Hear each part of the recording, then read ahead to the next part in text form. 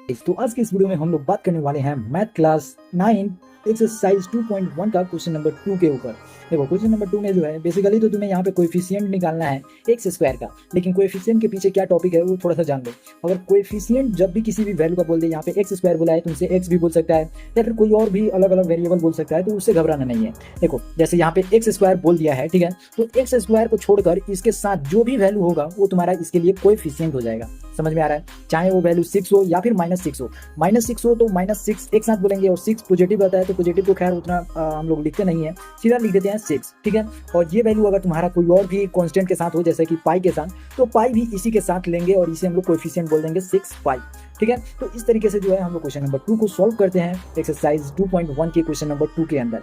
लेकिन अगर तुम्हें कोएफिशिएंट से रिलेटेड और भी बातें जाननी है या फिर इस एक्सरसाइज के ऊपर एक इंट्रोडक्शन वीडियो चाहिए, तो तुम इस वीडियो के नीचे डिस्क्रिप्शन में लिंक मिल जाएगा, वहां से भी जा सकते हो, या फिर इस वीडियो के नीचे कमेंट कर सकते हो। मैं एक प्रॉपर वीडियो बना दूंगा, वहाँ पे तुम देख सकते हो उनके बारे में पूरी अच्छी तरीके से, ठीक है। तो यहाँ पे अगर हम लोग क्वेश्चन नंबर 2 में देखें तो यहाँ पे केवल 4 ही क्वेश्चन हैं, ठीक है। तो ये जो है बहुत ही आसानी से बता पाओगे। देखो अगर क्वेश्चन नंबर 1 की हम लोग बात करें तो इस केस में एक्स स्क्वायर तुम्हें कहाँ दिख रहा है?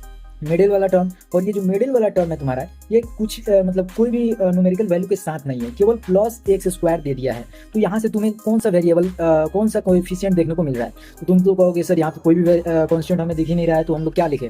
देखो यहाँ पे जो है तुम्हारा कोई भी वैल्यू नहीं है, तो यहाँ पे 1 समझ लो। 1 किसी भी वैल्यू में मल्टीप्लाई होता है तो वो वैल्यू खुद बना देता है। तो उसी तरीके से एक्स स्क्वायर जो है 1 से मल्टीप्लाई होकर एक्स स्क्वायर बन जाएगा, तो 1 एक्स स्क्वायर इसे लिख सकते हो तुम।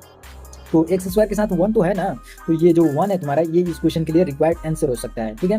और अगर तुम्हें क्वेश्चन नंबर 2 में देखने को मिले तो तुम कहोगे कि यहाँ पे जो एक्स स्क्वायर है सर वो हमारा यहाँ पे है, और एक्स स्क्वायर में भी सेम केस बन रहा है, तो क्या इसका भी आंसर 1 हो जाएगा? बिल्कुल नहीं। देखो 1 तो होगा, लेकिन यहाँ पे जो निगेटिव साइन है ये कैरी करेगा, 1 जो है वो निगेटिव में होगा, ठीक है। अगर तुम केवल 1 लिख देते हो तो ये आधा अधूरा माना जाएगा और सही भी आंसर नहीं माना जाएगा। तो इस तरीके से इसका जो आंसर होगा वो माइनस में 1 हो जाएगा, ठीक है।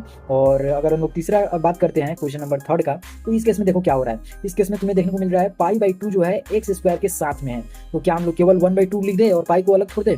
या फिर पाई तुम्हें जो है मतलब न्यूमेरिकल वैल्यू नहीं दिख रहा है, तो क्या ये जो पाई/2 है तुम्हारा, इसे तुम 22/7 करके सॉल्व करने बैठ जाओगे? नहीं, बिल्कुल भी नहीं। जिस तरीके से है सिंपल, उसी तरीके से आंसर हो जाएगा तुम्हारा। एक्स स्क्वायर का कोएफिशिएंट पूछा है, एक्स स्क्वायर को छोड़कर जो भी टर्म इसमें देखने को तुम्हें मिलेगा वो तुम्हारा आंसर हो जाएगा। तो इस केस में पाई/2 जो है तुम्हारा इस केस के लिए आंसर हो जाएगा। समझ में आ गया?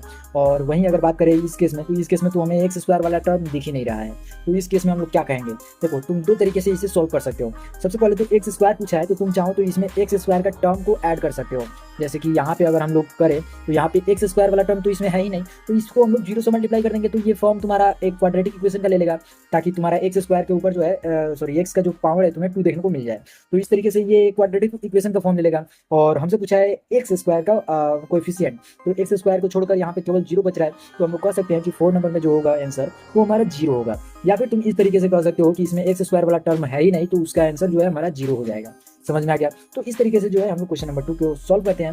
फिलहाल यहाँ तक देख चुके हो तो वीडियो को लाइक कर दो, चैनल पे नए हो सब्सक्राइब कर दो। मिलते हैं अगली वीडियो के साथ, तब तक के लिए बाय।